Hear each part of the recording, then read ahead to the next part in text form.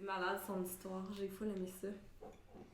Zoé Boivin, Oui, merci d'être là. merci de m'inviter. C'est le fun. Ouais, c'est le fun! Mais crime surtout, tu sais, pour le. C'est drôle parce que, tu sais, nous, dans le fond, on faisait du théâtre ensemble quand Ouais. on était. Quel âge qu'on avait? Et je sais pas, on était jeunes, en bas de 10 ans. En bas de 10 ans, tu penses? Ouais, Ah ouais, hein? me semble. Quel âge? Genre 11? Non. Plus jeune. À l'école de Martin Goujon, Charlotte à. Ouais, merci Martin. Merci Martin de nous avoir rendu des speakers, je pense. Des créateurs. Des créateurs. Ouais, des entrepreneurs. Ouais. Je me souviens que le.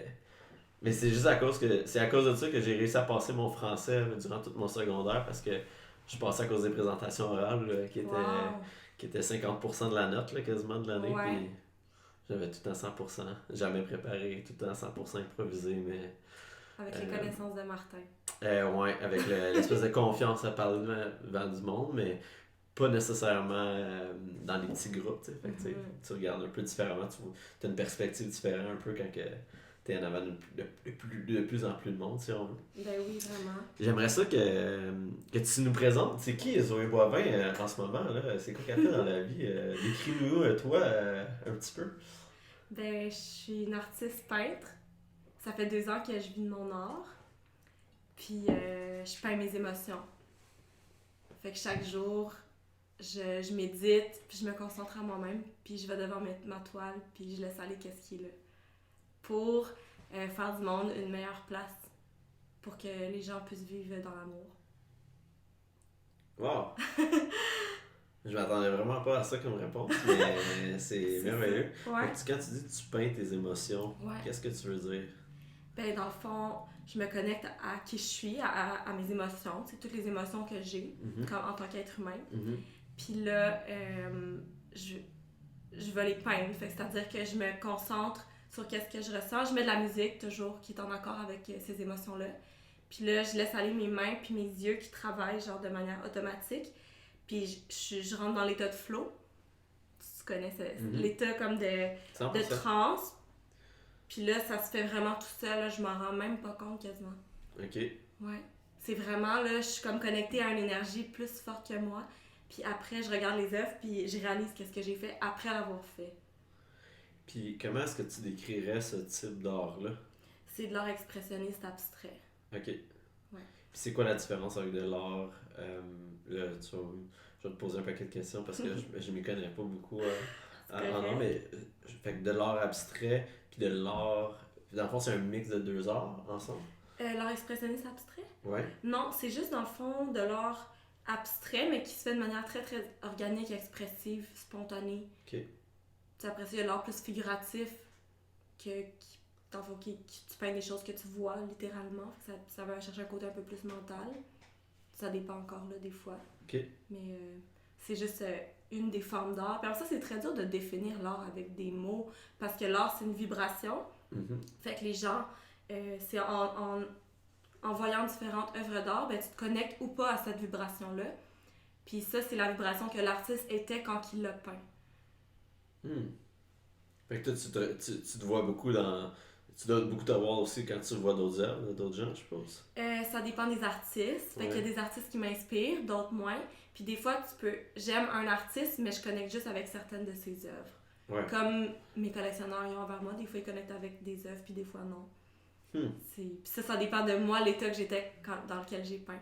Puis différentes personnes vont être attirées à différentes œuvres. Puis c'est ça qui fait la beauté de la chose, c'est tellement organique, puis c'est fidèle à la vie dans le fond. Là, tu dis que ça fait 2 ans que tu fais ça. Ça veut dire que... Est-ce que c'est quelque chose que tu avais découvert ça fait longtemps, que tu faisais ça un peu par passion, ou est-ce que c'est vraiment arrivé il y a 2 ans, justement? C'est quoi le processus qui t'a amené à ça? Ben, quand j'étais un enfant, je savais que j'allais être peintre. OK. J'avais dit à mes parents puis à mes profs, là, je l'avais dessiné, puis je m'étais dessiné avec un petit béret, puis un petit... Ah ouais? Oui, un petit pinceau, puis une petite palette. Je vais être peintre. Puis là, on dirait, j'ai juste ressenti que c'était juste pas possible. Pourquoi? À ce moment-là dans ta vie? Ouais, j'ai senti après en grandissant, comme on dirait j'ai ressenti beaucoup de peur, beaucoup de freins, mais inconsciemment, tu sais. personne m'a jamais dit ah non, fais-le pas, mais je sentais que c'était juste pas possible de vivre de ça. Mhm. J'étais comme encouragée à faire quelque chose de plus safe. Fait que j'ai étudié en communication, en marketing, puis j'étais vraiment loin de moi-même. Puis j'étais rendue vraiment pas bien, là, en dépression. Puis dans le fond, c'est juste parce que j'étais loin de moi, tu sais, je sentais plus les hauts, les bas, je sentais plus rien, tu sais, j'étais juste plus connectée à moi-même. Puis là, j'ai été aussi, durant ces années-là, 10 ans dans une relation. Puis c'était une relation qui était toxique. Donc là, il y a eu plusieurs événements qui m'ont fait rendre compte que je devais retourner à ma vraie nature. J'ai vu une œuvre d'une peintre à Baie-Saint-Paul, dans une galerie. Elle s'appelle Dominique Fortin, la peintre qui a peint cette œuvre-là. Okay. Puis j'ai vu son travail, puis là, j'ai su qu'il fallait que je sois peintre. Ça m'a comme... C'est fou, mais en une seule œuvre, je pense que moi, j'avais atteint aussi un certain état interne pour recevoir cette information-là, mais quand j'ai vu l'œuvre, j'ai su que je devais suivre cette voie-là aussi. Puis quand je suis revenue chez moi, j'ai créé un studio dans la maison où je vivais. Puis tout de suite après, je me suis séparée. Puis c'était vraiment naturel, c'était comme, on dirait que ça a comme déclenché, on dirait que la vie était là, yes, t'as compris, enfin, après, tu sais, 24 ans, dans le fond, ça faisait vraiment longtemps que j'étais loin de moi-même. Fait qu'à 24 ans, ce chiffre-là est arrivé. Puis après ça, je travaillais en cinéma comme doublure. Ok. Puis là, j'ai eu la chance de travailler sur le film de Xavier Dolan. Ah ouais, hein? Ouais. Puis quand j'étais en contact avec lui, là, c'est venu comme ma double confirmation. Ouais, c'est sûr. Fait que là, dès que j'ai eu fini, j'ai fait aussi comme quelques autres projets après. Puis dès que j'ai eu fini ça, j'avais mis comme des sous de côté. Fait que j'ai juste acheté plein de toiles. Puis j'ai juste peint ma vie. Puis là, ça fait 2 ans que je vis de mon art. Fait que là, c'est à partir de quel moment que t'as arrêté de peindre puis que tu t'es dit justement que je peux pas vivre de ça? Ben, ça s'est fait. Dans le fond, tu sais, moi, vraiment, Zoé, la petite fille, la petite enfant, Ouais. savait. Tu sais, je dessinais sur les murs tout. Puis là, après ça, c'est dur de mettre un temps précis, mais dans le fond, de petite fille jusqu'à 24 ans, là, j'ai quasiment pas peint. J'ai peint un petit peu, mais c'est comme si je sentais pas rien, j'avais pas la force intérieure de suivre cette voie-là ou l'intuition de comprendre que c'est ça que je devais faire. Ouais. Quand tu dis que justement tu t'es éloigné de toi-même justement avec la communication, le marketing, est-ce que ça tu trouvais qu'il y avait quand même une forme d'art, fait que dans le fond tu t'étais un peu investi dans ce domaine-là, puis finalement tu t'es rendu dans ce domaine-là puis t'as réalisé que justement il y avait pas une manière pour toi de t'exprimer à ce moment-là ou c'était pas la forme d'expression que tu aurais voulu faire? Quand j'étais en communication, Ouais. je pense que j'étais allée là par sécurité, en me disant, ah, ben, tu sais, je vais faire un bac dans quelque chose qui est vu par la société ou par les gens autour de moi comme étant safe. Ouais. Puis, oui, il y a une forme de création là-dedans, quand même, la manière de créer des contenus, la manière tu crées quand même des images, fait que ça m'attirait. Puis d'ailleurs, j'utilise ces connaissances-là dans mon travail aujourd'hui, fait que ça m'a quand même amenée. Ouais. Puis je suis reconnaissante de l'avoir fait. Mais c'était pas ça mon why, c'était pas ça mon purpose dans la vie. Je savais qu'il fallait que j'accomplisse des plus grandes choses. Fait que je l'ai quand même fait jusqu'au bout, mais ça a vraiment été une révélation là, quand j'ai compris que... Puis t'as travaillé combien de temps dans le domaine avant justement d'avoir cette réalisation-là? Pas très longtemps, vraiment. J'ai fini le bac. Puis tu sais, je le faisais à temps partiel vu que j'étais comme un peu en dépression. Fait que peut-être moins qu'1 an. Vraiment pas longtemps. Est-ce que tu penses que c'est une question de génération, ça? L'espèce de sensation d'aller vers un travail qui nous sécurise? Je pense que oui, parce qu'avant, on était moins ouvert sur le monde. Puis les gens avaient moins l'ouverture aussi spirituelle, tu sais, de croire en la vie, de croire qu'il y a quelque chose de plus grand, puis de suivre ton cœur. On dirait que les gens pensaient beaucoup en termes de sécurité. Je pense que c'était honorable aussi de leur part, dans le sens où on fonde une famille, on crée quelque chose de sécuritaire, on va travailler, on ramène les patates. On dirait que c'était plus une genre de tradition. Ouais. Mais là, on est dans un autre ère. Puis ça se voit, je trouve aussi, on est une belle génération d'entrepreneurs, de créateurs. Tout le monde se laisse aller. Je pense que l'avènement des réseaux sociaux, ça nous aide aussi beaucoup. Ouais. Autant que ça peut être négatif, puis c'est un sujet qui revient souvent dans mes podcasts, justement, parce que il y a beaucoup de personnes qui peuvent être contre ça, puis ça a ses avantages, puis ça a ses inconvénients, c'est sûr. Mais je je pense que c'est la venue peut-être des universités qui sont devenues de plus en plus populaires, puis on s'entend qu'à un moment donné, certains métiers que t'as pas le choix d'aller étudier pour X, Y, Z, du moins pour une grande profession, mais tu sais, c'est quasiment mal vu si tu vas pas à l'université. Mhm. Puis je sais pas si en ce moment c'est pareil avec, mettons, les jeunes qui sortent du cégep ou les jeunes qui sortent du secondaire. Je sais pas c'est comment, qu'est-ce qu'ils ressentent eux. Parce qu'il me semble que j'en vois de moins en moins qui y vont. Mhm. Je pense qu'il y a de plus en plus d'entrepreneurs dans notre génération. Ouais. Fait que c'est sûr que consciemment ou pas, ça en inspire des générations plus jeunes à suivre cette voie-là, dans le fond, qui est la voie de suivre leur cœur puis créer ta propre carrière. Ouais. Puis je sais pas moi non plus exactement, là, j'ai moins de ces gens-là dans mon entourage, mais Ouais. je pense que clairement, il y a un mouvement, en tout cas, de conscience, puis de lumière, puis de gens qui veulent juste, tu sais, être toi-même, puis vivre, de quitter vraiment. Mais là, tu as travaillé fort là, pour être autant capable d'en vivre justement là, en ce moment, là, je pense. C'est quoi les. Ça se résume à quoi là? Peut-être que c'est pas des heures, mais peut-être que c'est le. Qu'est-ce que tu as investi émotionnellement aussi, là, mais ça a l'air de quoi justement le processus de pouvoir en vivre? Là, c'est ça ta job à temps plein. Là. Ouais. C'est rare, tu sais, c'est rare qu'on voit ça. C'est pas le travail classique, là, si Non. on veut. Non, mais c'est vrai. Non, c'est vrai. Ben, c'est plein de petites choses, mais c'est sûr que la base de pourquoi je le fais et pourquoi je suis là aujourd'hui, c'est que j'ai peint vraiment beaucoup. Mm-hmm. C'est comme dans n'importe quoi, pour être bon dans quelque chose, il faut que tu le fasses beaucoup. Mm-hmm. Fait que oui, j'ai le talent naturel, mais tu sais, mes premières œuvres n'étaient pas belles. Pourquoi tu dis ça? Ben parce qu'il était pas... Je voyais qu'il était pas qu'est-ce que j'avais dans mon cœur puis dans ma tête. C'était comme... Ça sortait même maladroitement, tu sais, comme n'importe qui apprend n'importe quoi, dans le fond. Ouais. T'sais. Fait que, ouais, je le voyais, fait que moi, ça m'a juste donné le feu d'en faire encore et encore et encore. Fait que j'en ai juste fait tellement, puis c'est ça qui fait que mes œuvres, maintenant, j'exprime dans mes œuvres qu'est-ce que je ressens vraiment. Tandis qu'avant, je les faisais, mais ils exprimaient pas vraiment l'émotion, je trouvais. Ouais. Mais c'est une belle conscience, puis honnêtement, tu sais, on dit le mot entrepreneur, puis être entrepreneur, ça veut pas nécessairement dire que c'est facile, puis que c'est une belle porte de sortie, là. En fait, c'est probablement 2 fois plus difficile, puis il y a bien plus d'embûches que tu peux avoir, justement, là. C'est quoi les défis, mettons, que des 2 dernières années, justement, puis qui t'ont amené jusque-là, tu sais, de trouver des solutions à tout ça, c'est quoi les défis que tu as eus? Ben, j'ai juste précisé, je pense que être entrepreneur, c'est pas que c'est plus difficile, parce que je pense qu'à long terme, c'est plus facile parce que tu t'écoutes vraiment. Ouais. Mais c'est plus challengeant. Fait que tu grandis plus des erreurs que tu fais parce que t'es seul, t'es face à toi-même. Ouais. Puis pour moi, personnellement, les plus gros défis que j'ai eus, je pense que c'est mon organisation.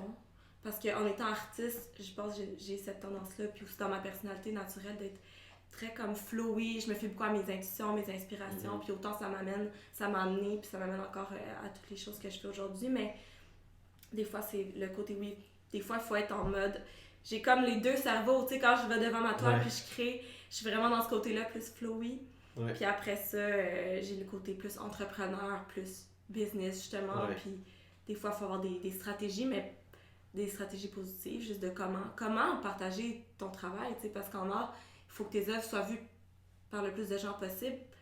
T'sais, moi, ma mission, c'est de partager l'amour puis les émotions avec mon art. Fait que pour ça, il faut que les œuvres soient vues. Oui, 100%.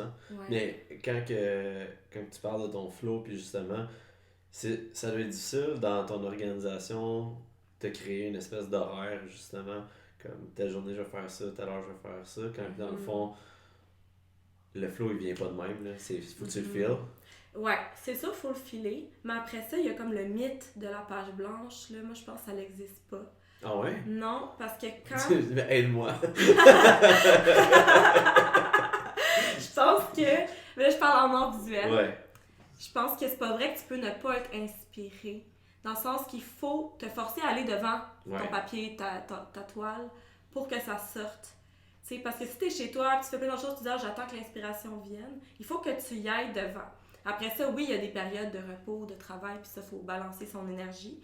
Mais il faut se mettre dans sa routine. Ok, ben là, je vais devant mon papier, ma toile, puis je laisse aller les couleurs. Puis il faut se le mettre dans son horaire. Puis après, ben, c'est par essai-erreur.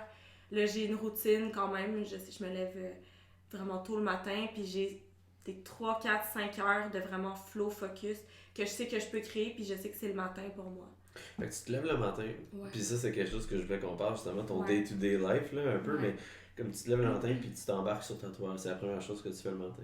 Non, mais le matin, je prends vraiment du temps pour méditer. Chaque matin, 15 minutes minimum. Puis j'ai des vision boards, puis je regarde qu'est-ce que je veux attirer dans ma vie. C'est vraiment important pour me reconnecter à moi-même, parce que je me suis longtemps éloignée de moi-même. Fait que là, je suis vraiment très, très focus dans cette pratique-là. Je pense que tout le monde devrait faire ça. Vraiment, parce que c'est nous qui créons notre réalité. Fait que pour créer notre réalité, ben, il faut attirer ces pensées-là, puis c'est ramener, puis c'est le matin que notre esprit est le plus frais. Après ça, je fais du yoga chaque matin, parce que être dans son corps, c'est tellement important. Puis aussi, c'est très physique être peintre. On penserait pas, mais tu sais, je suis debout toute la journée, puis c'est l'expression de mon corps, fait que c'est des gros mouvements. C'est vraiment physique, là. C'est comme faire une activité sportive. Puis quand tu fais du yoga, c'est chez toi ou tu vas à l'extérieur? Ben, chez moi, mais des fois, je vais au yoga club, là, qui est proche de chez moi. Mais j'essaie aussi d'autres places. Ok, fait que tu fais ça, puis t'as comme ton inspiration de yoga aussi, fait que t'es assez à l'aise pour faire des routines par toi-même. Ben, j'écoute des séances sur YouTube. Ok. J'ai pas... Ben, naturellement, j'écoute mon corps, tu sais, je fais certains mouvements, mais après ça, des fois, il y a comme une fille qui s'appelle Yoga with Adrienne. Ok. Je t'enverrai le lien, là, j'aime vraiment qu'est-ce qu'elle fait, puis il y a comme des séances, mettons, mal de dos, connexion à soi, confiance en soi. Il y a comme toutes sortes de thèmes à ces vidéos, puis ça m'aide vraiment, vraiment de faire ça chaque matin. Je le vois depuis que si je le fais pas, je le sens. Quand que je peins, que je suis moins bien dans mon corps. Mais tu sais, c'est cool que dans le fond, tu sais, c'est comme un gros build-up. Là. Tu te crées de la confiance. Peu après peu, puis après ça, là, t'embarques dans ton... Fait que c'est pour ça que tu te lèves tôt, justement. C'est pour ça qu'il faut que je me lève tôt, parce que ça prend quand même du temps à faire tout ça. Puis souvent aussi, j'ai ce que j'appelle les urgences. Mais tu sais, c'est pas des urgences, mais c'est des choses qui doivent être faites en priorité. Puis souvent, c'est répondre à un certain courriel, soit faire une livraison qui presse, ou quelque chose de technique qui doit être fait. Fait que ça, je vais le faire le matin chez moi parce que il faut que ça soit fait, avant toute chose. Fait que ça, je le fais. Puis après, je prends mon auto, puis là, je vais au studio. Puis là, quand j'arrive au studio, là, il n'y a plus d'urgence, tout est seté, mon corps, mon esprit est bien, puis c'est là que je peux peindre. Donc, ton studio n'est pas chez vous? Non, il a été chez moi, puis ça, ben, ça a été quelque chose que j'ai appris, justement. J'ai pas aimé ça, finalement. Ah ouais? Ouais, parce que certains artistes le font, ils sont très bien capables, mais moi, en l'essayant, j'ai vu que c'était pas pour moi, parce que je rentre tellement dans mon monde, dans cette connexion-là, quand que je peins, ben, j'ai besoin après de croiser des gens dans ma journée pour redescendre bien sur la terre. Puis, tu sais, juste, on est des êtres sociaux, fait que connecter avec des gens. Puis là, le studio, tu vas, il y a d'autres mondes? Ouais, c'est ça. Ça s'appelle les studios Giovannani. Et puis, c'est Ontario, Moreau. Puis dans le fond, c'est plein d'entrepreneurs, de créateurs. Il y a la pépinière qui est là, il y a Marin Blanc, une graphiste, Oursin Fleur, une fleuriste. Camille Côté. C'est un mix de personnes, justement, qui t'inspirent aussi, je pense. Ça m'inspire full, c'est ça. À chaque fois que j'arrive pour aller à mon studio, il y a plein de fleurs dans le corridor de Julie de chez Oursin Fleur qui t'en a fait des commandes. Puis là, moi, j'arrive, je suis là, wow, ça m'inspire vraiment. Puis un de mes voisins, ils ont un petit chien qui s'appelle Pierre, fait que là, il vient toujours me voir avant que je me mette à créer. Fait que c'est vraiment le fun. Puis ça doit te mettre plus en action, justement, le fait de comme vraiment devoir partir de chez vous puis comme avoir ces étapes-là. Tu sais, juste comme d'avoir chez vous, tu pourrais facilement bifurquer. Puis la seconde, justement, que tu as le syndrome de la page blanche, comme j'arrête, je reviens. C'est ça qui est arrivé quand tu as essayé de faire ça à la maison? Ou... ben c'est sûr que ça me gossait, moi, de voir ma vaisselle ou mon lavage. C'est ça que ça m'empêchait vraiment de focusser. Après ça, je pense qu'il y a des gens vraiment qui sont capables, ça dépend aussi comment ta maison est faite, mais moi c'était tout ouvert, un peu comme un loft. Fait que je le voyais, ces choses-là qui devaient être faites. Puis moi, c'était vraiment le côté social et humain qui me manquait. Parce que je vis seule, fait que là, tu travailles seule, après ça, fait que là, il fallait que je sorte, mais des fois, t'as pas nécessairement envie de sortir le soir, mais là, c'était comme mon besoin social, il était vraiment... on est vraiment des êtres sociaux, là, fait que je l'ai appris. Et là, y a-t-il du monde qui t'aide justement dans ton entreprise, en fait? C'est que oui, t'es un artiste, mais c'est un brand, c'est tout ce que tu vends, c'est ce que tu fais. As-tu du monde autour de toi? As-tu une agence qui s'occupe justement de promouvoir un peu tes produits ou si tu fais ça tout par toi-même? Ben, j'ai une conseillère en ce moment d'entrepreneuriat qui est chez Réseau M. Okay. Donc là, c'est ça, elle, une fois par mois, on se voit, puis c'est plus de manière générale, parler des défis que je vis, puis elle a de l'expérience. Pas nécessairement en art, mais en entrepreneuriat. Puis sinon, je fais tout par moi-même pour le moment. Okay. Mais je souhaite avoir une équipe de gens avec qui travailler, c'est sûr. Quand le moment sera venu, je me sens prête à ça, là, pour, dans un futur proche. En espérant. Là, tous les jours, tu peins, dans le fond. Je peins à tous les jours ou des fois, parce que des fois, ça va pas être de la création, des fois, ça va être des choses techniques, fait que des retouches de blanc, de noir, du vernis. Fait que la création n'est pas tous les jours, mais tous les jours, je vais au studio. Des fois, c'est emballer des œuvres pour faire une livraison. Mais tous les jours, je suis au studio, mais la création est pas tous les jours. Puis, c'est quoi les... je reviens là-dessus, mais moi, je suis super curieux parce que c'est cool de voir que justement, tu réalises très rapidement qu'est-ce qui fonctionne pas, puis tu mets en action beaucoup de solutions, je trouve. Mais c'est quoi, mettons... Qu'est-ce qui arrive, mettons, une journée que ça te tente pas? D'aller créer? Ouais. Ça t'arrive-tu? Ben oui. Comme hier après-midi, j'étais au studio, puis là, j'avais vraiment... Ça marchait plus. Je voulais plus être là. Ben c'était juste parce que j'ai senti vraiment qu'il fallait que j'aille en nature. Ah ouais? Parce que je suis vraiment inspirée par la nature. Okay. C'est fou parce que on est la nature, tu sais, on est tellement connectés, puis là, tu sais, je me prépare ces temps-ci pour mon prochain vernissage. Ben, le vernissage, c'est ma prochaine exposition. Fait que j'ai tellement travaillé là, la dernière année. Fait que là, bref, hier, j'ai senti. Fait que j'ai juste arrêté, puis j'étais allée marcher dans le bois toute l'après-midi. Mais là, en ville, ça doit être difficile, ça, quand tu veux te reconnecter? J'étais allée à Longueuil. OK. Ouais, j'étais allée à Longueuil marcher. Puis j'étais allée marcher, puis j'ai vu, dans le bois, j'ai vu une famille de cerfs. OK. C'est mon animal totem. OK. Puis je me suis juste assise, j'ai médité, puis j'ai vu les arbres, puis après ça, là, je me sentais tellement prête. Puis là, tu vois, ce matin, je me suis levée super tôt, puis j'étais super contente de travailler ce matin. Fait que des fois, je pense que c'est juste de s'écouter, puis c'est la beauté d'être un entrepreneur, c'est qu'on peut vraiment être à l'écoute de nos feelings comme ça. Fait que t'as senti que ça marchait pas, que ça te tentait pas. Tu t'es pas mis de pression à essayer de continuer, t'es juste parti, puis t'es allé faire quelque chose qui savait qu'elle allait te grinder un peu, là. Vraiment.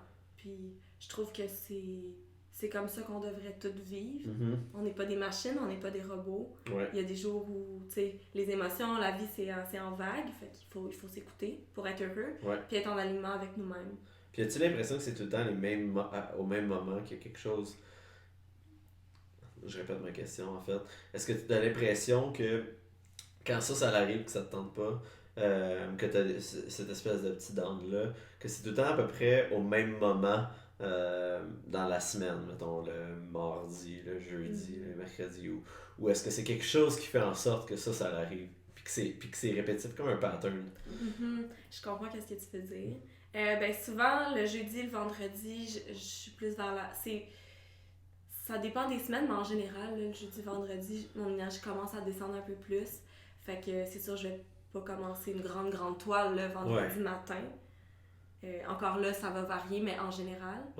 Puis après ça, c'est sûr juste avant le début d'une exposition, mon énergie est plus basse parce que c'est tellement comme... C'est le build-up d'un momentum. Tu sais, ça fait 1 an là, que j'ai travaillé sur ces œuvres-là. Fait que ces temps-ci, là, j'ai un peu moins d'énergie parce que c'est le 1er décembre, dans le fond. Fait que ça s'en vient.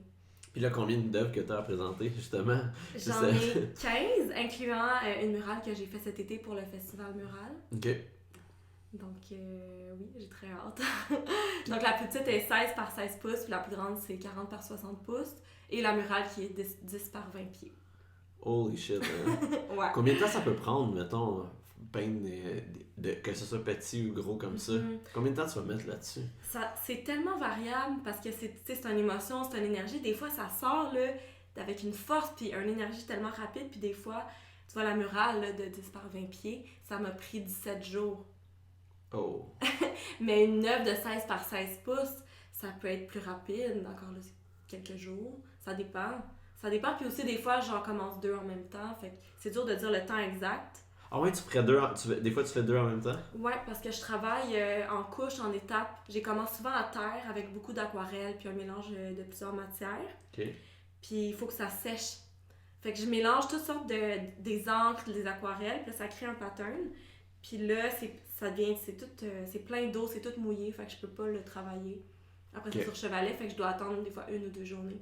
Oh, Fait que ok, j'en tant que commence ça. plusieurs. C'est comme un petit atelier. Là. Des fois, je trouve que c'est comme être une pâtissière parce qu'on dirait que je prépare des gâteaux, puis là, la recette, elle cuit, là, l'autre, tu sais, on dirait que je fais un petit gâteau, mais c'est avec de la peinture.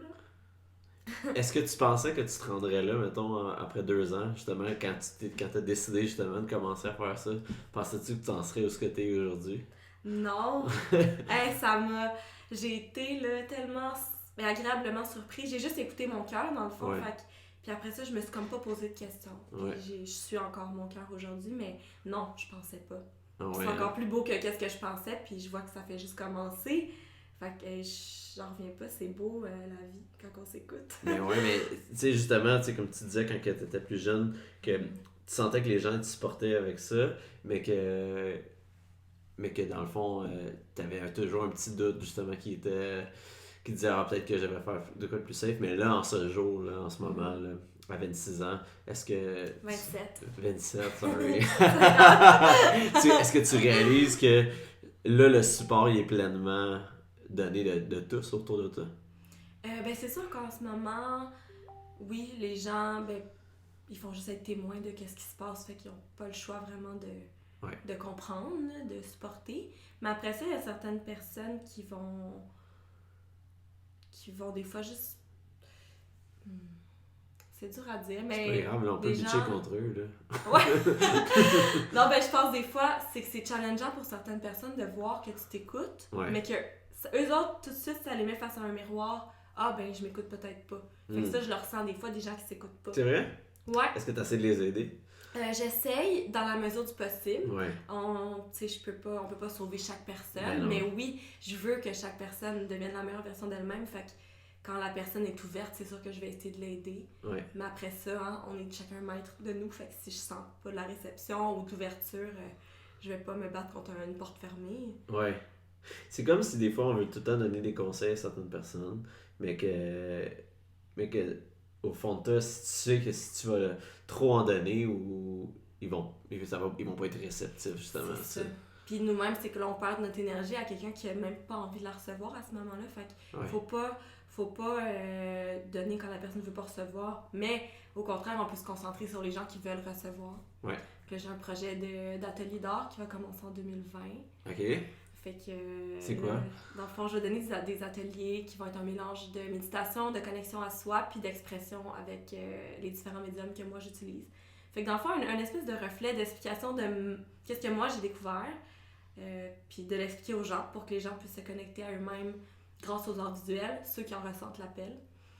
J'ai déjà plusieurs clients ou collectionneurs qui m'ont demandé est-ce que tu vas faire des ateliers. Fait que là, le projet va prendre vie en 2020. Fait que je suis super contente de ça. Fait que ça me fait plaisir d'aider les gens en partageant ma passion quand ils ont envie de recevoir. Je pense que c'est là il faut mettre nos énergies où est-ce que c'est positif puis lumineux, puis ouais, où est-ce qu'il y a une écoute puis un cœur ouvert. Puis est-ce que dans le fond, on dirait que tu rentres un peu plus dans un mode un peu plus éducatif, un peu plus inspiration. Est-ce que y a-tu du monde qui t'ont aidé à t'amener où ce que t'es là en ce moment? Du monde qui t'ont coaché à peinturer, qui t'ont donné des conseils par rapport à ça, ou t'as vraiment appris sur le tas par essai-erreur? J'ai vraiment appris par moi-même de manière autodidacte, par essai-erreur. Okay. Mais c'est sûr que comme dès que tu commences à suivre ton parcours, ben la vie te fait rencontrer certaines personnes juste au bon moment. Fait que tu sais, juste le fait Xavier Dolan, sans s'en rendre compte, il m'a vraiment aidé parce qu'il m'a inspiré à m'écouter, à être moi-même, à avoir confiance. Puis après ça, j'ai croisé Oli Corneau, lui m'a envoyé sa page d'infolettre, des petites choses comme ça, mais moi ça m'a beaucoup aidé. Il m'avait donné d'autres conseils aussi, plus techniques. Puis après ça, oui, j'ai rencontré des nouveaux amis, des gens qui m'ont aidé, beaucoup d'artistes. Les gens sont généreux puis ils veulent partager. Est-ce que c'est quoi qui rend, mettons, un de tes projets que toi, tu te dis que ça a eu du succès, entre guillemets? Parce que le succès, c'est pas pareil pour tout le monde. Tu sais. Le succès pour certaines personnes, c'est l'argent. Pour certaines personnes, c'est l'accomplissement personnel. Mais pour toi, c'est quoi un projet qui a eu du succès, genre à 100%? Là? Comment tu décrirais ça? C'est quand je sens que ma mission est accomplie. Okay. Que je partage la lumière puis l'amour, puis que les gens le ressentent, puis qu'ils se rendent compte que l'amour, c'est la seule vérité. Fait que, de partager ça, puis de créer un mouvement, puis une ouverture de conscience. OK. Fait que si les gens sont plus conscients après avoir vu une de mes œuvres, ou plus ouverts, plus à l'écoute de leurs émotions, ben, c'est du succès. Les gens sont tristes, hein? Beaucoup de gens sont dans une vie éteinte parce qu'ils s'écoutent pas.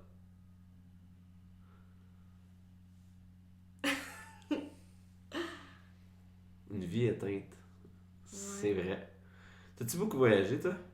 J'ai voyagé beaucoup, mais moins que d'autres personnes. Tu sais, parce que là, il y a tellement de blogs de voyages, fait qu'on dirait, je me compare pas à ça, mais tu sais, j'ai fait, mettons, 2 voyages vraiment pour moi, là, dans la dernière année, les 2 dernières années, mettons, j'étais allée au Maroc toute seule. Ça m'a vraiment challengée.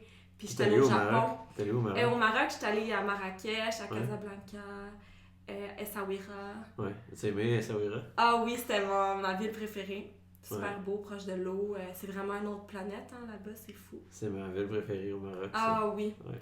C'est vraiment... mais c'est beau le voyage parce que ça te fait grandir. Ouais. Pis... Surtout là-bas, là. Ah, puis ça te montre comment le monde est petit. Puis c'est fou, ça m'a amené des nouveaux collectionneurs, ce voyage. J'ai rencontré... Ouais, j'étais allée dans un petit riad à Essaouira. Ouais. Puis là, j'ai rencontré un couple qui voyageait. Il y a beaucoup d'art à Essaouira. Ouais, beaucoup d'art. Le Maroc a beaucoup d'art. Ouais, ben en général, hein, c'est un peuple avec toute l'architecture, les tuiles, tout ça, là, c'est très fort là-bas. Ouais, les médinas qui tombent sur toi. Puis... Ah oui, c'est beau. C'est tellement beau. Fait que bref, je rencontre ce couple-là, puis là, ils m'ont acheté sur Instagram, puis là, avec le temps, ils m'ont réécrit, puis ils m'ont dit on s'en vient à Montréal, telle date.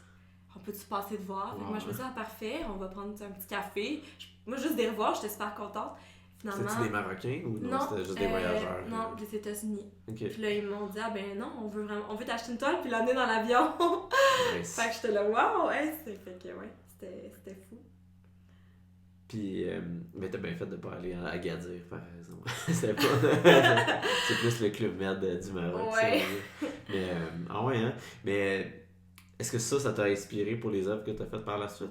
Clairement. Ouais. Parce que c'est sûr qu'il y a le côté visuel et émotionnel qui est directement relié à ma vie. Puis, tu sais, mes peintures, c'est toute ma vie. C'est pas juste quand que je peins. Quand que je peins, c'est comme le momentum de ma vie. Mais toute ma vie inspire mes toiles, toutes mes émotions, toutes mes relations, toutes mes expériences, mes voyages. Fait que oui, le voyage, tu sais, c'est un cumulatif de tout ça. Fait que ça inspire énormément mes œuvres. C'est fou qu'est-ce que ça fait. Je le vois souvent même après un voyage, c'est vraiment, je vois une grosse transformation dans la composition, dans les couleurs. Puis je suis allée au Japon aussi en avril passé, puis ça aussi, ça m'a donné, là, quand je suis revenue, là, mes œuvres étaient vraiment différentes. Plus fluides, j'avais une nouvelle approche, des nouveaux outils. Mais des fois, ce que ça fait, c'est que c'est pas tant le voyage qui a... Oui, le voyage t'a créé à voir des nouveaux horizons, à changer un peu de scène de ta vie de tous les jours, de ce que tu vois, mais moi, ce que j'ai l'impression que des fois, ce que les voyages ils font, c'est que tu quittes le quotidien des gens autour de toi, ou peu importe, puis là, c'est là où tu te mets à réaliser d'être encore plus avec toi-même. Ouais. Puis là, t'es plus avec toi-même parce que t'es seul. Mm-hmm. Puis t'es pas autour de ces gens-là qui sont habitués de te voir, puis habitués de te dire toujours les mêmes choses, puis peut-être toxiques, peut-être pas, mais au moins comme ça te remet en perspective sur les choses que tu veux dans la vie. Clairement. Puis des fois on dit les voyages c'est ça, mais oui, mais c'est aussi de s'éloigner de son quotidien.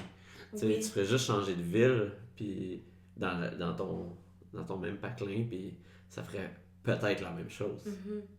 Je suis vraiment d'accord, 100%. Je pense que le voyage, on met beaucoup ça aussi comme, tu sais, une destination, on dit on veut toujours accomplir, je vais aller là, puis là, mais autant c'est beau voir le monde puis découvrir, mais c'est pas ça qui fait le changement, comme tu l'as dit. C'est vraiment, c'est dans nous-mêmes, puis même dans ta propre ville, tu peux le faire. Mhm. C'est juste de t'éloigner de la réalité que tu as créée pour te recentrer avec toi, ce que tu peux faire par la méditation, pour mieux revenir dans ta réalité par après. Fait que le voyage donne ça, par défaut. Ah ouais, 100%. Ouais. Parce que des fois, on va au voyage, puis là, il est comme, ah, je vais aller là, je vais aller là, je vais aller là, mais juste de comme, ok, t'es déjà ailleurs. Ouais. Tu ferais pas ça dans ta propre ville, fait que, au pire, tu y retourneras, tu sais, C'est ça. si t'as vraiment aimé ça, puis si t'as l'impression que t'as manqué 2 affaires, pas parce que t'es là à ce moment-là que tu dois tout faire, tu sais, tu peux relaxer un peu, puis Ben oui, c'est ça. C'est pas des checklists du tout, c'est de vivre une expérience, puis si c'est d'être assis sur un même banc tout le long, ben ça sera ça. Ouais. Dans le sens qu'il faut pas se mettre de pression, puis il faut laisser aller qu'est-ce qui nous vient à ce moment-là. Ouais. Mais je pense qu'il y a des cultures aussi plus heureuses aussi, là, fait que c'est sûr que ça l'aide beaucoup, là, mais si on revient au Maroc un peu, c'est pas tant la joie partout, là, c'est quand même une culture assez rough, là, on va se dire. Là. Ouais. Clairement, quand je suis revenue ici, je trouvais qu'on était tellement chanceux. Ça m'a vraiment fait apprécier ma vie ici. Ouais, mais surtout pour une femme, là. Ouais, pour une femme, mais aussi... Blonde, ouais. Clairement, ça a été une expérience à tous les niveaux. C'était challengeant. Mais ça m'a donné beaucoup de confiance, tu sais, parce qu'on attire aussi ce qu'on dégage. Fait que, tu sais, d'avoir confiance en toi, ben tu marches, puis tu te sens plus confiant, puis les gens ressentent. Fait que, ouais, développer une force interne, qu'on n'a pas le choix dans la vie, en général, peu importe notre genre ou notre apparence. Mais oui, c'est sûr qu'au Maroc, je pense que c'est une société, en tout cas, il y a beaucoup de choses... Ça porte à confusion. C'est pas seconde nature, maintenant. Ouais, il y a beaucoup de choses là-bas qui doivent être améliorées. Puis tu disais que tu allais à Tokyo aussi. Est-ce que ça t'a autant inspiré que le Maroc? Ou... encore plus. Ah, pour vrai? Ouais. J'aurais pas pensé. Ah oui, le Japon, là, vraiment... moi, je crois aux autres vies, puis je pense que dans une autre vie, j'étais japonaise. Sûrement. Clairement, parce que je suis arrivée là-bas, là, puis je me reconnaissais dans les rues. Tu sais, je me dis, ok, il faut tourner sur Shinkansen. Ben, parfait. On dirait que je savais que c'était par là qu'il fallait que je tourne. Oh my god. Puis j'avais pris un petit cours de japonais, puis là, tu sais, quand tu te sens dans le flow, ben là, j'étais vraiment dans le flow. Fait que j'étais allée là-bas. J'étais allée en partie avec un groupe organisé parce que, tu vois, j'avais peur. Ah oui, puis je regrette, je serais pas retournée. J'étais allée seule. Puis tu vois, dans ce groupe-là, des fois, je pouvais aller de mon côté, puis chaque fois que je le faisais, je voyais la vie qui m'amenait des rencontres, des opportunités. Je me suis fait des amis, des contacts. Mais chaque fois que j'étais avec le groupe, tu sais, c'était beau, je visitais, mais je ressentais pas toutes ces belles énergies-là. Fait que ça a été un apprentissage. Mais le pays en soi, c'est mon meilleur voyage de toute ma vie. Jusqu'à maintenant, là, je le recommande vraiment. La culture, hein? Ah, c'est une autre planète, là. Encore plus que le Maroc, parce que les gens sont très, très avancés, au niveau technologique et conscience. Ouais. Partout, il y a des temples. Dans la rue, il y a des petits temples. Fait que les gens sont toujours en train de méditer. Ouais. Puis de mettre leur énergie, les vibrations dans une énergie plus haute, puis ça se ressent. Les gens sont plus polis des bulles corporelles, tu sais, avec les autres personnes, dans le métro. Tout le monde respecte les gens et l'environnement. C'est bouddhiste au Japon aussi. Ouais, bouddhiste. Ouais, c'est ça. Puis il n'y a aucune poubelle là-bas. Ouais, ça c'est... Puis il n'y a aucun déchet parce que tout le monde les met dans leur sac, tu sais, c'est beau. Il y a des amandes là-bas, c'était pas... C'est ça. Ouais. Il n'y a aucun itinérant, en tout cas, j'en ai pas vu. Genre, il y a vraiment quelque chose là-bas qui est très beau, très inspirant. C'est pas qu'ils sont parfaits, mais ça m'a vraiment inspiré. Ah ouais, hein? Ouais, les couleurs aussi, j'étais allée pendant les cerisiers en fleurs. Puis est-ce que t'as fait Tokyo avant... T'as fait le Japon avant le Maroc ou après? Après. Ok. Ouais. Mais le Maroc, tu l'as fait seul? Seul aussi, mais j'avais de la famille qui avait un appartement à Marrakech. Ah ouais? Ça m'a permis d'avoir un petit pied à terre. Ok. Mais, t'es allé là longtemps? Un mois à peu près. Ouais, c'est bon, c'est un mois. Ouais. C'est le temps de... Un mois, c'est assez pour vraiment bien sentir ce qui se passe. 100%. Ouais. Nous autres, on avait fait on a road trippé autour. On a fait le tour en auto. Ah, wow! C'était assez fly. Juste de Tanger jusqu'à revenir. Ah. Fait que t'as pas fait Fez, ça veut dire? Je suis allée, mais pas longtemps, comme une journée ou deux. Ça, c'est toute une ville. Ah oui, c'est fou. C'est comme l'ancien temps. Ouais. Ouais. Mais c'est espagnol.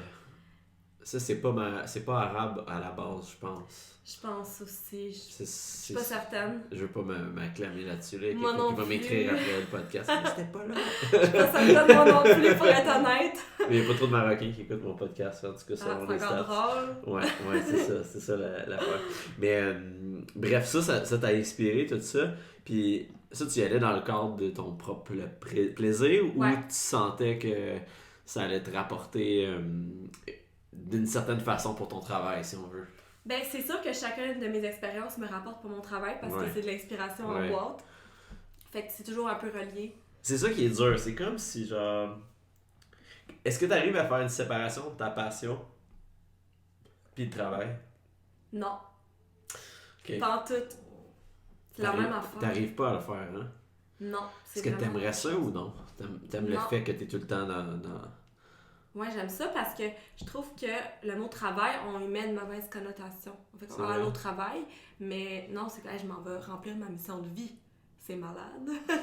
Fait que Tu sais, toi, dans je le fond, veux tu dire, t'appellerais pas ça ton travail, en fait. T'appellerais plus ça ta mission de vie. Ouais, moi je vais en faire ma mission de vie chaque jour. J'aime ça.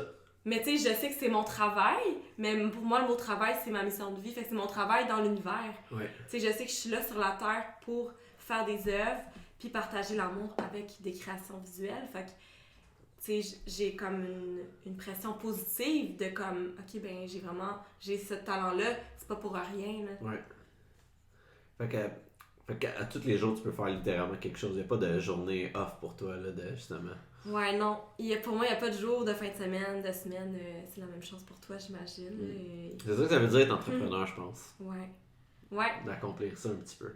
Puis après, ben, cette réalité-là qui est autant belle, qui nous amène beaucoup, faut nous-mêmes se donner des congés parce qu'on a beau accomplir notre mission de vie Ouais. puis adorer notre travail, mais notre corps physique a quand même besoin de se reposer. Ouais. Fait que ça, je l'ai beaucoup appris dans les 2 dernières années. J'avais Mais- tendance à trop travailler. Mais ta mission est tellement plus que, tu sais, on te regarde, on dit être artiste, mais t'es plus que ça parce que ta mission c'est d'apporter quelque chose à cause de ça. Puis dans le fond, le fait que tu sois artiste amène ça Ouais, plutôt que je suis une artiste. Tu sais. ouais. Je me sers de mon art pour ma mission qui n'est pas nécessairement juste de l'art si on veut, mais transmettre un peu ta passion si on veut. Ouais, c'est transmettre la lumière dans le fond. Ouais. Je pense qu'on est toutes des êtres de lumière. Tu sais, on a Mhm. tout ce beau message-là à partager, dans le fond, qui est Mhm. l'amour. Ouais. C'est simple, faut pas se compliquer la vie. Puis après ça se fait par différents moyens d'expression. Ouais. Tu sais, comme que tu fais aujourd'hui. Ouais. Tu crées ce moment-là, que ton Ouais. partage, qu'on dit des choses qui vont inspirer ou pas des gens. Ouais. Puis ça, c'est super beau. Puis oui, l'art, dans mon cas, c'est mon moyen. Mais il y en a tellement. Mais moi, c'est vraiment pour ça que j'ai décidé de partir le podcast parce que se rendre aussi loin dans les conversations, puis aller aussi deep dans, mettons, ce que les gens y font. Des fois, on le fait pas naturellement quand on a une conversation one-on-one. Tu sais, on prendrait pas 1 heure pour justement aller vraiment profondément, puis essayer de comprendre aussi. Tu sais, puis Ouais. c'est pas juste de comme, ok, ça c'est ce que je fais, mais pourquoi tu le fais, puis le three whys, là, tu sais, justement, pourquoi c'est ça, ok, mais pourquoi tu fais ça?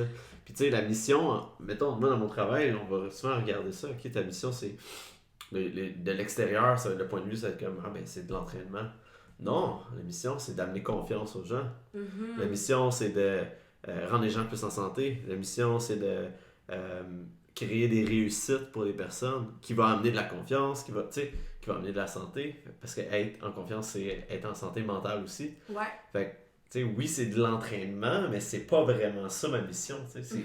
Je me sers de mes forces qui est ça pour justement apporter un peu quoi d'autre. Fait que Ouais. je suis super content que t'aies ressorti ça parce que je pense que les gens dans leur travail, entre guillemets, ils en parlent pas assez souvent justement que c'est ça leur porte, justement. Mhm. C'est ça leur voie pour amener ce qu'ils veulent. Tellement. Puis tu sais, ce qu'on est en train de parler là, c'est la raison d'être, dans le fond. Puis c'est ça qui donne la motivation de vivre tous les échecs. Parce que c'est sûr, quand tu pars en entrepreneuriat, tu tombes plein de fois, mais ta raison d'être est tellement forte que t'es comme, c'est tellement pas grave. Ouais. Mais il faut l'avoir, cette raison d'être-là, pour avoir la force de passer à travers tout ça. Ah oui, 100%. Ouais. Est-ce que tu aurais... Moi, j'ai la mentalité que t'apprends pas de tes erreurs. T'apprends juste de tes réussites. Ah ouais? Parce que dans le fond, tant que tu réussis pas quelque chose, tu sais pas qu'est-ce que ça a le prix pour réussir. Moi, je te contredis. Je pense qu'on apprend de nos erreurs. Ouais. Chaque erreur nous fait grandir. Oui, 100%. Puis on réalise des choses. Fait qu'autant les erreurs que la réussite font partie de notre des outils qu'on va utiliser pour grandir, puis on est ici pour grandir. Ouais, ça je suis 100% d'accord. Mais que c'est pas tant ou son temps que tu apprends de ces erreurs-là, que tu apprends réellement c'est quoi la recette un peu. Ouais, mais ça, puis je pense que peut-être là, c'est une utilisation de mots. Ouais, mais oui, c'est l'apprentissage dans le fond qui nous fait grandir.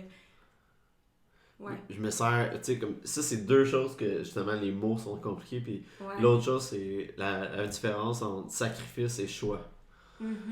Ah, j'ai fait tant de sacrifices pour ça. Des sacrifices, ça a tellement une connotation négative. Tellement. Quand tu fais un choix, ben là, ça c'est différent. Tu as fait un choix. Tu as choisi ça dans ta vie, tu as choisi ces actions-là. Ouais. Si c'était si négatif, pourquoi tu l'as fait? Peut-être que tu avais besoin de faire autre chose. C'est ça. Je pense que c'est toujours des choix. Ouais. C'est toujours des choix. Ouais. Mais... On est maître de notre vie, on crée notre vie, on fait des choix en fonction de qu'est-ce qu'on veut créer dans notre vie. Puis nos pensées créent notre réalité. Ouais. Fait que c'est pas des sacrifices, c'est des choix. Ah ouais, j'ai tellement travaillé fort, j'ai décidé d'être CEO pour telle compagnie, puis j'ai sacrifié mon opportunité d'avoir une famille. Ouais, mais ça, c'est un choix. C'est un choix, c'est ça. C'est ça. C'est comme s'il y avait... C'était comme une... Pas une excuse. Ouais, c'est une excuse.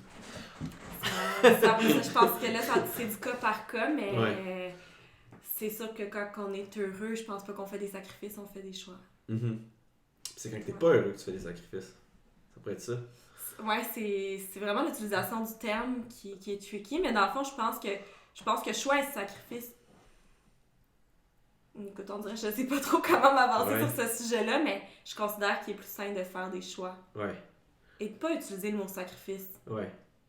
J'avais écrit un article à un moment donné là-dessus, puis je me mêlais dans mes mots quand je me disais, j'étais juste comme, ça fait...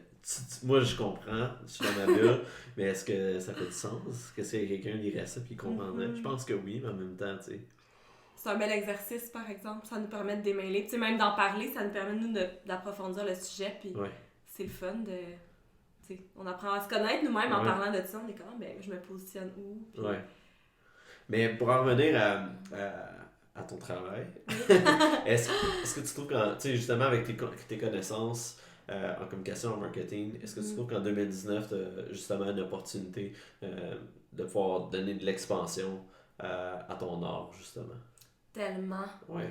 Tellement, là, je repense à mes ancêtres, là, tu sais, Picasso, Kandinsky, Van Gogh, tu sais, eux, il fallait qu'ils aillent faire du réseautage le soir dans les tavernes, il fallait qu'ils aillent dans la rue, puis j'étais pas avec eux, je sais pas exactement tout ce qu'ils faisaient, mais de ce que j'ai lu et entendu, c'était tellement un plus gros défi qu'aujourd'hui.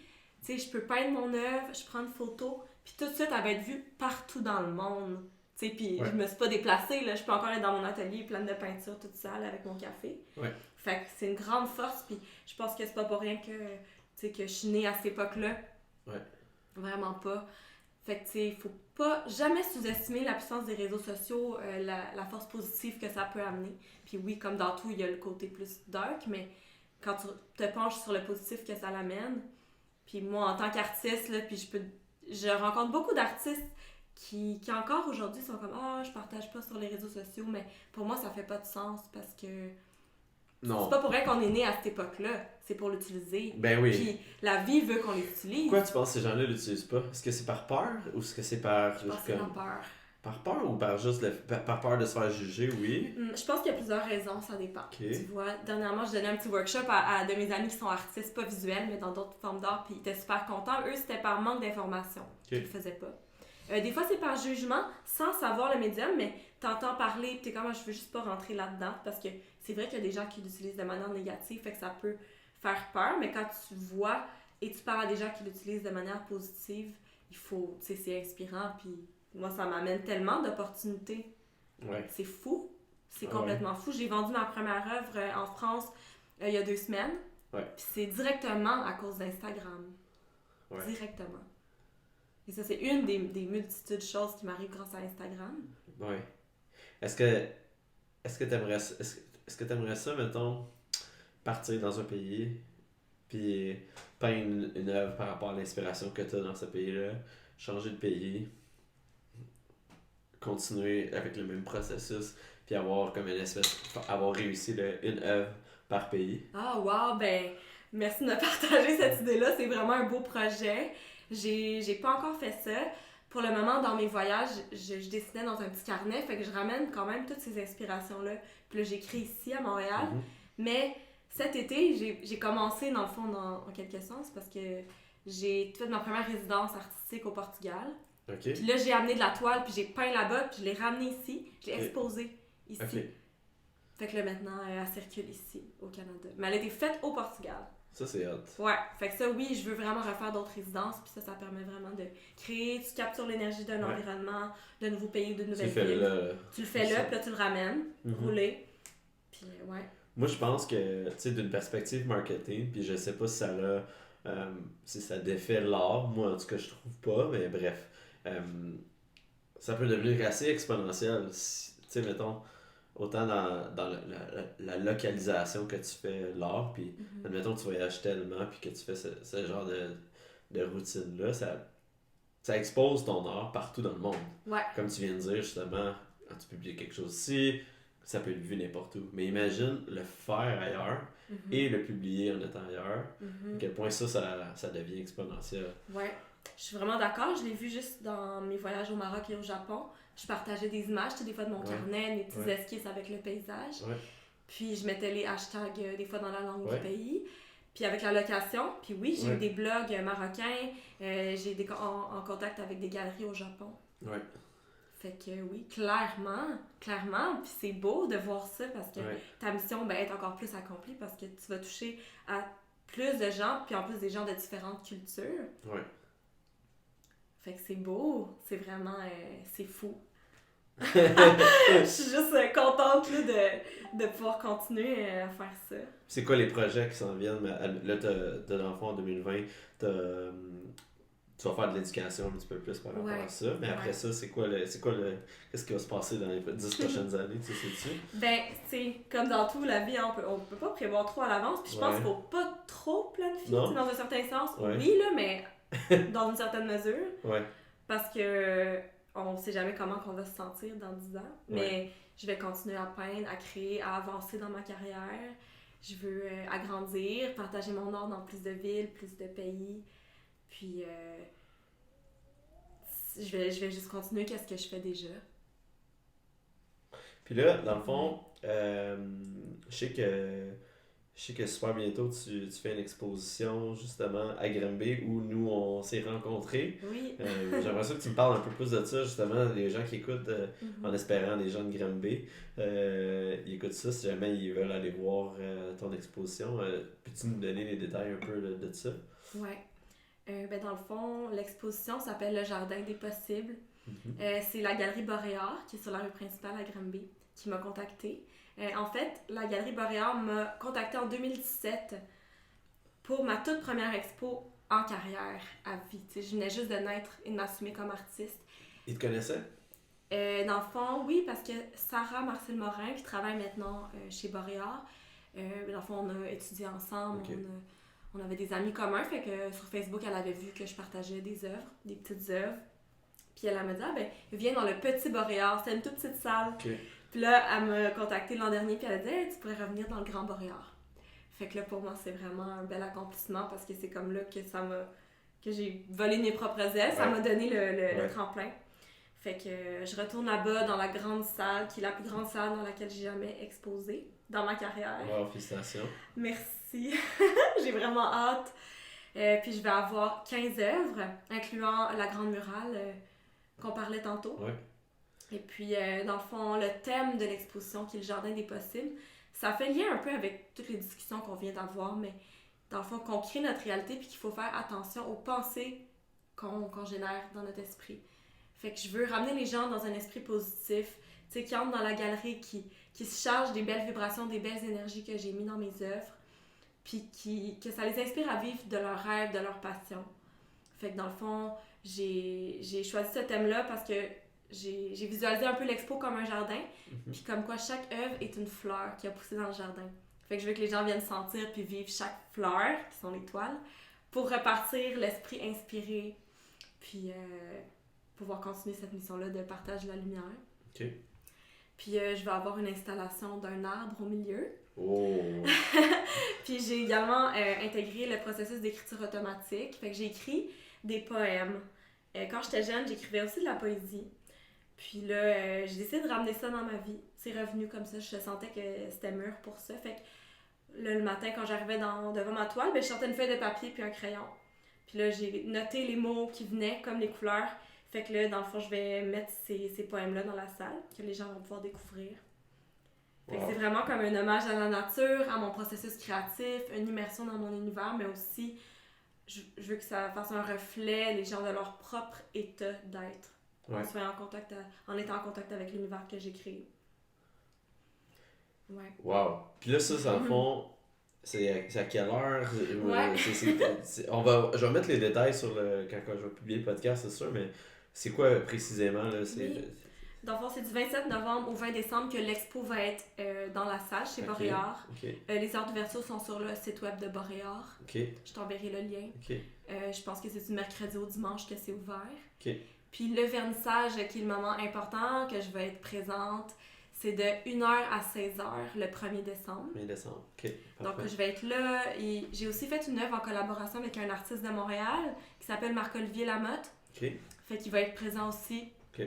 Donc je vais aussi exposer des vidéos de mon processus créatif. Les gens vont pouvoir me voir en action en train de peindre. Ok, sur place là-bas. Certaines œuvres, ouais. Shit, sur place là-bas, dans cette projection-là. Tu sais, c'est ça que la technologie nous apporte. C'est tellement. comme. Tu peux voir plus loin que juste. Tu vois le moment présent, tu vois tout le processus avant ça qui s'est rendu là. C'est vraiment sharp. J'aime ça.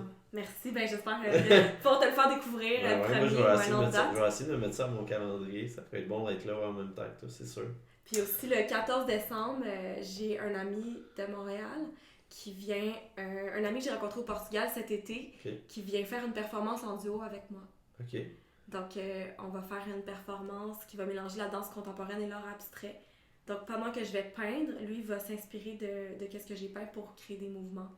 Donc ça, c'est le 14 décembre à 14h. Je t'enverrai aussi le lien. Fait que là, ça, dans le fond, tu vas peindre. Ouais. Puis lui va bouger pendant ce temps-là. Exactement. Wow, holy shit. Puis ça va être inspiré des moments qu'on a vécu ensemble au Portugal. Fait que c'est comme aussi un rappel un peu à toute la dernière année. Ok, ça c'est next level. C'est vraiment artiste, la performance avec l'art visuel, la danse, de tout jumeler les formes d'art pour créer un momentum encore plus fort. Ça, c'est nouveau aussi pour moi, fait que je me challenge aussi en faisant ça. Ben, j'ai déjà fait des performances d'art visuel, de peinture live, mais avec un danseur contemporain, c'est avec la première. Oh shit, ok. Est-ce que vous pratiquez ou non? Oui, ben là, on a fait quelques meetings, là. Mais c'est sûr on va vraiment créer qu'est-ce qui est dans le moment, fait qu'on va comme faire des répétitions, mais pas de qu'est-ce qui va se faire, plus de qu'est-ce qu'on a envie de créer. Okay. Comme ça, on va être sur la même longueur d'onde. Ouais, puis vous allez pouvoir raffiner ça un petit peu, je suppose. Ouais, exact. Sure. Ouais. Écoute, Zoé, je vais te poser 3 questions finales. C'est les questions que je pose tout le temps à la fin des podcasts. Fait que la première question, c'est si tu avais une chanson thème, quand tu rentres dans une pièce, c'est quoi la tune qui part? C'est drôle. J'ai une tune qui me vient, fait que je veux dire celle-là, c'est Céline Dion, A New Day. A New Day? J'ai pas peur d'assumer là, ce qui peut avoir l'air que t'aimes. C'est parfait. J'adore Céline, elle a des good vibes. Mm-hmm. Pour moi, chaque jour est un nouveau jour, fait que j'aime ça, moi, peindre sur du Céline. Ça va moins bien en ce moment, là, mais... mais ouais, c'est cool. Elle a créé des belles œuvres, ouais. Puis, elle a des belles énergies. Ouais, elle est allée vraiment au next level de ce qu'elle avait fait. Ouais, vraiment, elle m'inspire beaucoup. Ouais, 100%. Ouais. Ma deuxième question, c'est si tu avais un pays dans lequel tu déménagerais, soit pour continuer de faire ce que tu fais là ou complètement refaire ta vie, puis ça peut pas être au Canada, puis tu as le droit de choisir une place que tu n'es jamais allé avant, si tu peux te lancer à l'eau un peu, ce serait où? C'est dur comme question parce qu'il y a beaucoup de places, mais j'ai 2 places qui me viennent. Je vais les dire les 2. Ouais, vas-y. Le Japon, je suis déjà allée, mais j'ai vraiment senti une connexion là-bas et je sais pertinemment que je dois y retourner. Okay. J'ai vraiment une connexion avec cette culture-là.